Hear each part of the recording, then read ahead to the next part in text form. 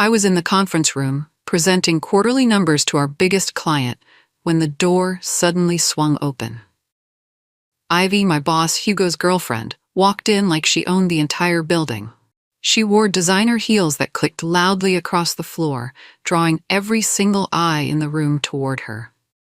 Without asking permission or even acknowledging anyone, she pulled out a chair right next to Hugo and sat down, immediately pulling out her phone and scrolling through it. I kept talking, desperately trying to maintain focus on the presentation slides I'd spent weeks preparing. Then, right in the middle of my sentence about profit margins and quarterly growth, she did something that made my blood run cold. She snapped her fingers at me. Actually snapped them like I was a servant. "Hey, can you grab me a coffee? Black, 2 sugars. You're basically the help around here anyway, right?" The entire room went completely silent. You could hear people breathing. My client's eyes went wide with shock. Hugo, sitting comfortable at the head of the table, just chuckled nervously and said, "She's joking, everyone. Ivy has a really unique sense of humor." My face burned hot with embarrassment and anger. I forced myself to keep talking like nothing had happened, but my hands shook slightly as I clicked to change slides. Inside, something fundamental cracked open. I told myself I'd forget about it by tomorrow morning, but deep down, I already knew I wouldn't. After the meeting finally ended, I walked back to my desk in complete daze, my mind spinning. I couldn't stop replaying that horrible moment over and over again. Her finger snap, his dismissive laugh, everyone's painfully awkward silence.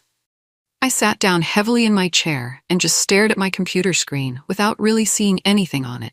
That's when everything from the past 6 years started flooding back into my mind like a dam breaking. I'd been at this company for 6 entire years. 6 years of my life poured into this place. I started as a basic assistant, answering phones and making endless copies and coffee runs. I worked late nights when everyone else went home. I took weekend shifts that nobody wanted. I covered for Hugo's mistakes and missed deadlines more times than I could possibly count. He always promised me that a promotion was coming, very soon. I used to genuinely love this place and these people. The office felt like my second home, somewhere I truly belonged and was valued. But lately, everything had changed dramatically. Ever since Ivy started showing up regularly, the entire atmosphere felt different and wrong. Her expensive perfume lingered in the hallways long after she left. Her loud laughter echoed from Hugo's office at all hours of the day. And every single time she was around, Hugo transformed into someone I barely recognized anymore. Someone who would let me get publicly humiliated in front of important clients without saying a single word in my defense. Ivy started showing up at the office almost every single day after that terrible incident. She'd casually walk in around noon, like she was arriving at her own personal social club, and sit right on Hugo's desk with her legs crossed, flipping through confidential reports and documents like they were just fashion magazines she was bored with. She seemed to have strong opinions about absolutely everything and everyone in the office. One afternoon, she told Mia, my hardworking teammate, that her carefully chosen outfit was sad beige and made her look completely forgettable and dull.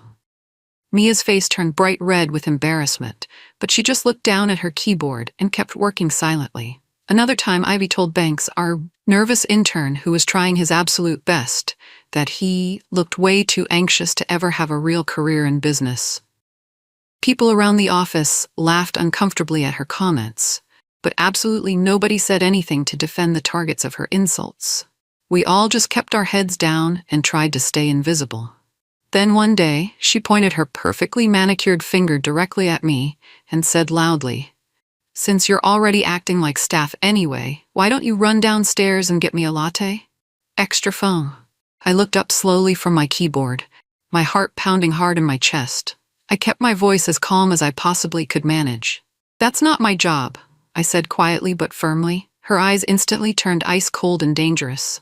She didn't argue or yell at me. She just smiled slowly. That particular smile actually scared me way more than her anger would have. Over the next 2 weeks, small, strange things started happening around the office. Things that seemed coincidental at first, but quickly formed a disturbing pattern.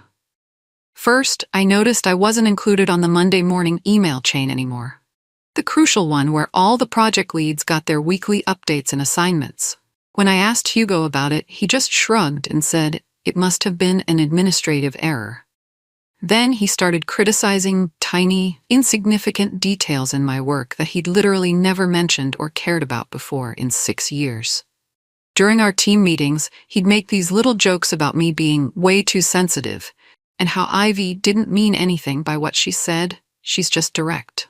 Meanwhile, Ivy kept showing up at the office regularly, making increasingly personal comments about my clothes, my old car that I drove, even my age. "Aren't you a little old to still be at this level?" she asked once, speaking loud enough for absolutely everyone nearby to hear clearly. A few coworkers, people I considered genuine friends, pulled me aside privately to ask if I was okay and holding up. But nobody spoke up publicly in meetings or when she was around. Nobody wanted to risk their own jobs and positions. One afternoon, I walked past Hugo's office to drop off an important file he needed. His door was slightly open, just a crack. I heard Ivy's sharp voice very clearly through that gap. "She doesn't respect me at all, Hugo, not even a little bit." His response made my stomach drop sickeningly. "Don't worry, I'll handle it soon." 3 weeks later, something incredible happened. I finally landed a massive client win after working incredibly hard.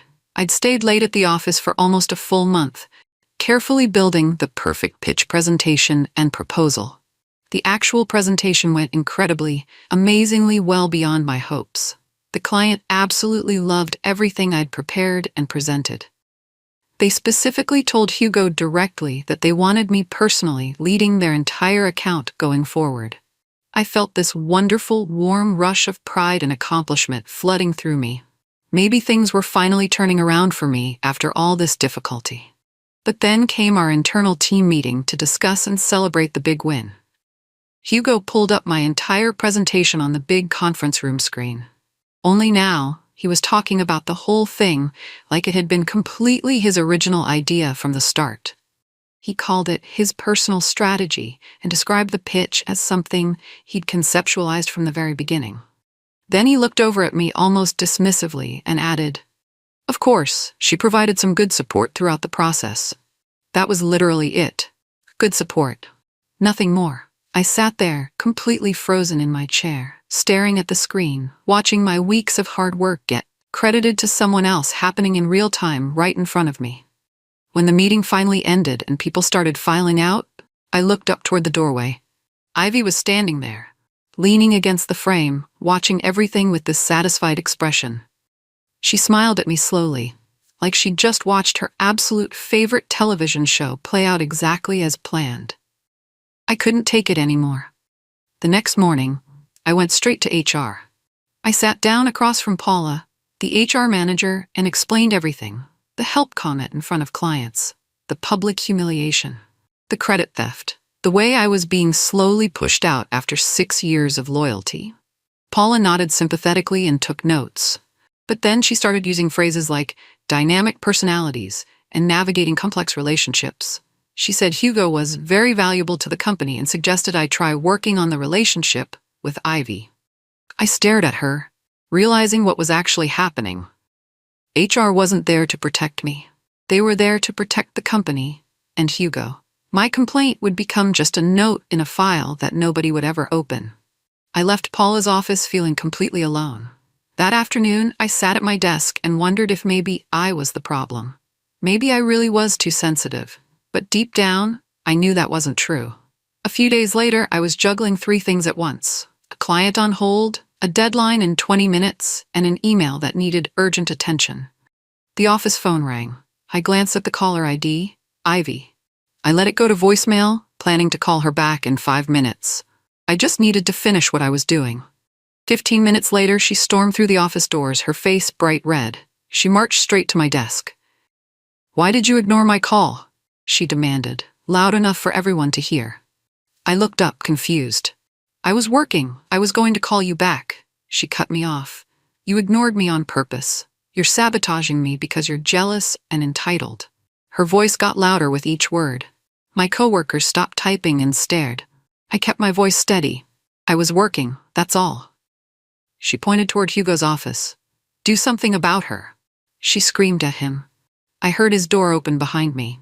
Hugo called me into his office immediately and closed the door firmly behind me. He didn't ask what had actually happened out there. He didn't ask if I was okay or wanted to explain my side. He just sat down behind his big desk, folded his arms across his chest, and said he was tired of all the constant drama in the office. He said I was deliberately creating tension in the workplace and making everything difficult. Then he looked me directly in the eyes without blinking and said something I'll never forget. "You're going to apologize to Ivy. Today, right now, or you can consider this your very last day working here." My ears started ringing loudly. My hands felt simultaneously cold and hot at the same time. I honestly couldn't believe what I was actually hearing come out of his mouth. I repeated his exact words back to him very slowly, just to make absolutely sure I'd understood correctly and wasn't misunderstanding. "Apologize to her, or it's my last day here." He nodded once, firmly. "That's my final decision on this matter." I just stood there for a long moment, completely still, trying to process what was happening. 6 entire years of loyalty and dedication, countless late nights and weekends sacrificed, covering his mistakes over and over again. And this was what it all came down to in the end. I left his office with my heart pounding violently in my chest and one single thought repeating over and over in my mind. "So that's what I'm actually worth to you after everything." I sat at my desk, staring at my computer screen without seeing anything. His words kept echoing in my head. Apologize to a woman who insulted me, humiliated me, treated my entire team like servants, or lose the job I'd poured 6 years of my life into. I thought about my rent, my car payment, my student loans, all the bills sitting on my kitchen counter at home. But then I also thought about the way Hugo laughed when she called me the help. I thought about watching him steal credit for my work. I thought about 6 years of empty promises. Mia walked by my desk and quietly placed a sticky note in front of me. I looked down. It said, "You don't deserve this." My throat got tight. I opened a blank document on my computer and typed 3 words at the top, "Letter of resignation." My fingers hovered over the keyboard, shaking. I took a deep breath. I saved the document, printed it, and walked back to Hugo's office. This time, Ivy was inside, sitting in his chair like she already owned the company. Hugo looked at me with this confident smirk, like he already knew I'd given in. "Well?" he asked. Ivy folded her arms and waited, probably expecting some big apology. I stood there in front of his desk, feeling every single late night, every insult, every broken promise wash over me. Everything suddenly became crystal clear. My voice came out calmer than I felt. "You wanted my decision," I said slowly. I looked Hugo straight in the eyes and gave him my answer in 2 words. "I quit." The room went completely silent. Hugo actually laughed at first, like he thought I was joking. But then I reached into my folder, pulled out my resignation letter, and placed it on his desk along with my keycard and building pass. His smile disappeared. I turned around and walked out without saying another word. At my desk, I started packing my things into a cardboard box. People were glancing over, whispering to each other, texting under their desks. Mia came over and hugged me so tight, I almost started crying. "Good for you," she whispered. Banks walked by and gave me a fist bump. While I was clearing out my drawers, I found all these old emails I'd saved over the years. Messages about unpaid overtime, requests from Hugo asking us to adjust our timesheets, threads showing how many times I'd covered for his mistakes with clients. I printed a few of them, just in case. Then something unexpected happened. Carson, the quiet guy from our finance department, walked past my desk. Without saying a word or even looking at me directly, he slipped a small USB drive into my palm. My heart started racing. I closed my fingers around it and nodded slightly. I suddenly realized I wasn't just leaving. I was leaving with proof. That night, my apartment living room completely transformed into a war room. I spread printed emails, old notebooks, and screenshots across my entire coffee table. I made myself a cup of tea and sat down cross-legged on the floor, surrounded by evidence. Then I plugged Carson's mysterious USB drive into my laptop carefully. My hands were shaking as I started opening the files one by one. Detailed expense reports, time logs going back years, adjustments to numbers that always seemed to benefit Hugo financially, and hurt the rest of us. Every single document brought back a specific memory. A night I'd stayed late, a weekend I'd given up, a promise Hugo had made and then broken. The more I looked through everything systematically, the clearer the pattern became. Unpaid overtime that was never properly compensated. Suspicious financial moves and irregularities. Client billing that didn't match our actual hours worked. I worked through the entire night, organizing everything carefully into folders, highlighting key dates, making detailed notes. By the time the sun started rising, I was completely exhausted and my eyes burned. But one thing was absolutely clear. This wasn't just about an apology anymore. This was so much bigger than I'd realized. This was systematic abuse. The next morning, I got up early and started drafting 3 separate formal complaints. The first one went to HR with specific dates, times, and detailed documentation of harassment and retaliation. The second went to corporate's anonymous ethics hotline, outlining all the expense report issues and billing irregularities I'd discovered.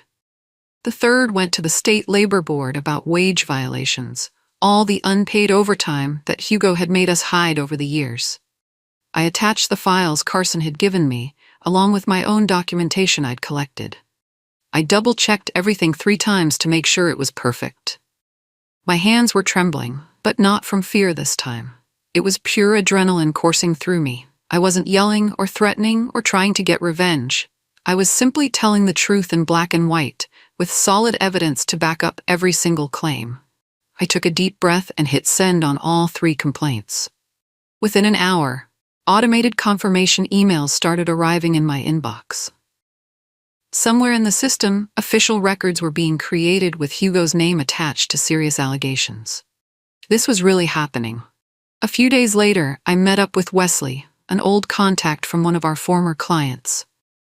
We'd always gotten along well, and he'd reached out after hearing through the industry grapevine that I'd left the company. We met at a coffee shop downtown.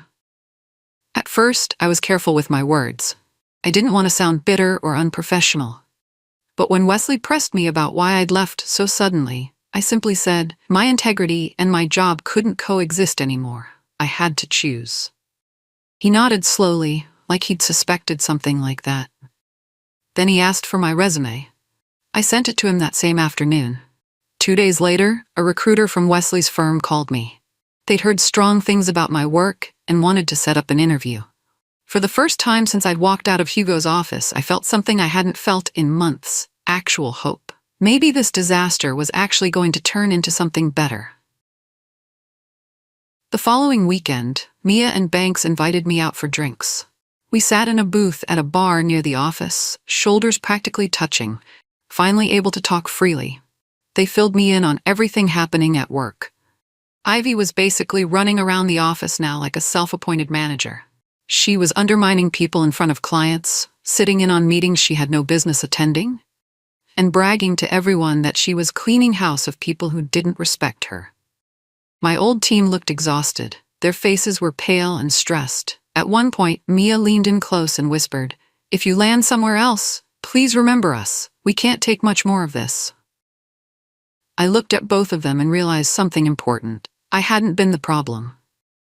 The environment was toxic, and I wasn't the only one who needed to escape. I squeezed Mia's hand and promised I'd remember them if an opportunity came up. The interview with Wesley's firm went better than I'd even hoped. They'd seen my work with previous clients. They knew the accounts I'd managed and how successful those campaigns had been. They asked intelligent questions and actually listened to my answers. When I was honest about what had happened at my old job, they didn't judge me or act uncomfortable. Instead, they called it a leadership failure, not a personality clash. A week later, they called with an offer. The salary was higher than what I'd been making. The title was better, Senior Project Lead. Plus, they offered remote flexibility 2 days a week. There was one clause in the contract. I couldn't actively try to steal clients from my old company. But there was nothing stopping clients from following me if they chose to on their own. I signed the contract that same day. As I wrote my signature, I felt like I was finally stepping into a life that actually fit me. I started my new job on a Monday morning 2 weeks later, and the difference was almost shocking to experience. My new boss, Catherine, checked in regularly without micromanaging every detail. My team actually thanked each other for help and collaboration. Nobody's girlfriend wandered the halls giving orders or insulting people randomly. It felt like entering a completely different world. Meanwhile, through group chats with Mia and Banks, I kept hearing updates about my old office.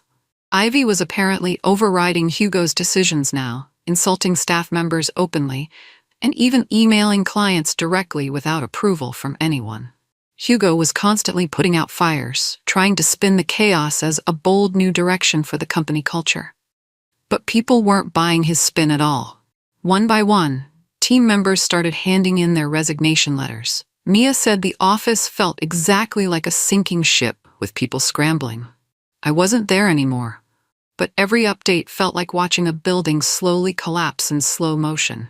Part of me felt satisfied, but another part felt genuinely sad for the good people still trapped there. Just when it seemed like my story could end there. New job, old office falling apart without me, something unexpected happened. I got an email from an address I didn't recognize at all. There was no greeting, no name, no signature at all. Just a single mysterious line, "You should see this." Attached was a detailed spreadsheet from what looked like the company's internal finance system. I opened it carefully, my curiosity overwhelming my caution. The file showed expense entries going back almost 2 full years. Business trips that I knew for an absolute fact had never actually happened, marked as client meetings. Fancy dinners at expensive restaurants, Hugo loved. Hotel bills in cities where we had no clients whatsoever. Personal shopping receipts listed as team appreciation expenses. Hugo's name was all over the document, again and again. At the bottom of the email, another line appeared, "You're not the only person he stepped on." My heart started pounding hard in my chest. I stared at the screen, trying to decide what to do next. This was so much bigger than I'd thought. I sat at my kitchen table that night, staring at my laptop screen for hours.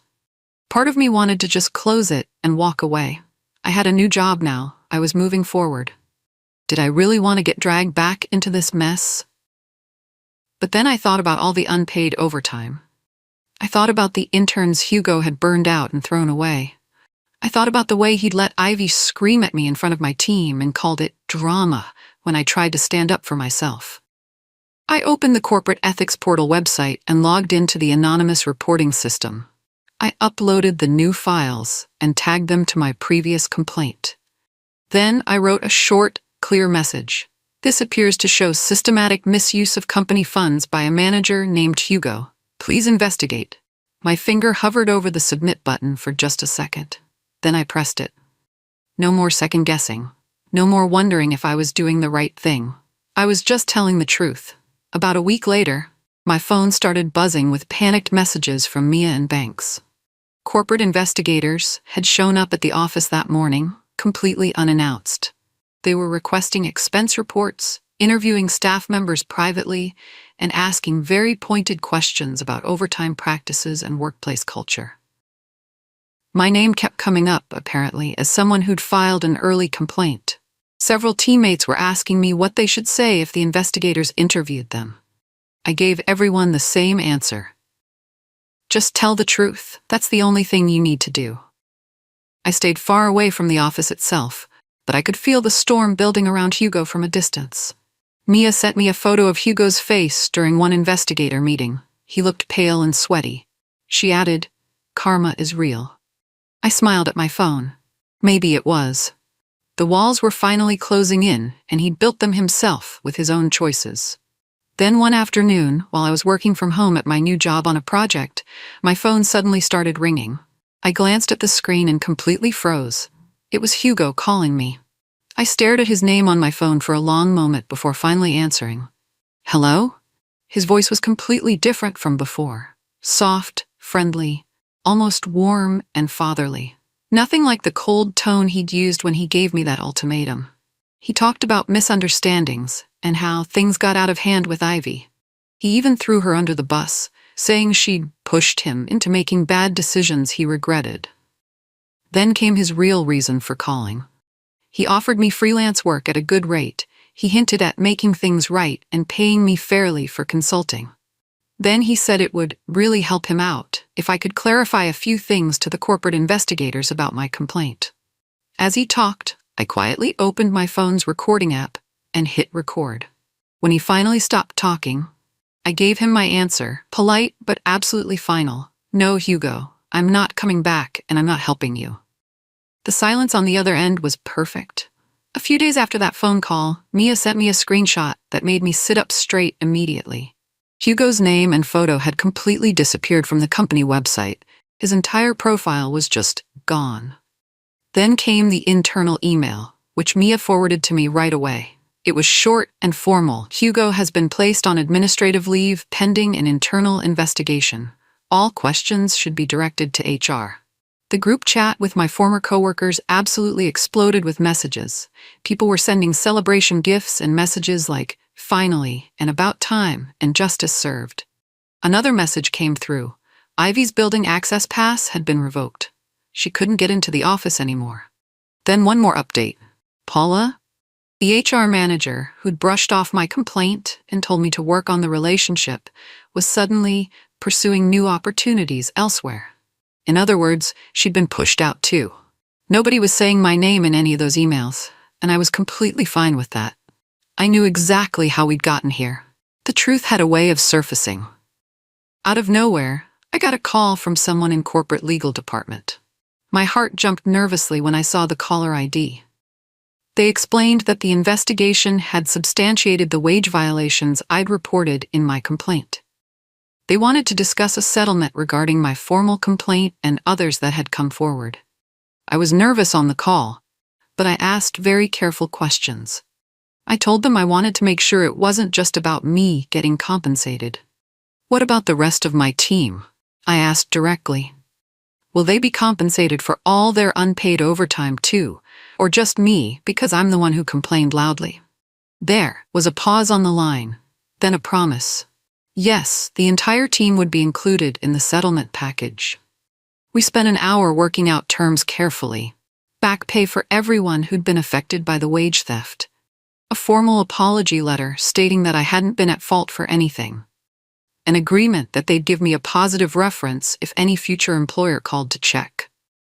When I finally hung up, my hands were shaking again, but this time it felt like closure, not fear or anger. On the day of the official mediation, I got dressed carefully in professional clothes and drove to a neutral office building across town. I walked into a conference room that smelled like coffee and fresh paper. There was no dramatic confrontation, no yelling or finger-pointing like in movies. Just lawyers in suits, stacks of documents, and carefully worded statements. A corporate representative read an official apology, acknowledging the toxic workplace culture, my mistreatment, and the policy corrections they were implementing going forward to prevent this. I signed the settlement agreement with a steady hand. As I left the building, I made a deliberate choice. I walked past my old office on purpose. It was only a few blocks away from where we'd met. I stood on the sidewalk outside and looked up at the familiar windows. The lights were on, people were working, life was going on. But it felt different now to me. Not like a place I'd lost, more like a place I'd outgrown and moved beyond. I stood there for just a moment, took a deep breath of fresh air, and then kept walking toward my parked car. I didn't look back again. Several months later, I was at a team celebration event with my new company. The atmosphere was relaxed and genuinely happy, completely different from my old workplace. Mia and Banks had both gotten jobs at my new firm after I'd recommended them, and they were standing across the room, laughing without that constant look of stress and fear they used to carry every day. Wesley, the client contact who'd helped me get this job initially, came over with a drink in his hand. "I heard about what happened at your old place," he said quietly. "Thank you for bringing some of your best people here with you. The team is genuinely better with them." Someone else nearby asked me, half joking, "How did you find the courage to just walk out like that? I don't think I could ever do something that brave." I thought back to Hugo's office that day, Ivy's smug smile, the way my heart had pounded as I made a choice to value myself for the first time in 6 years. I smiled, took a sip of my drink, and said, "Honestly, 2 little words changed absolutely everything for me." In my head, I repeated them one more time, the words that had started my whole journey towards something better. I quit.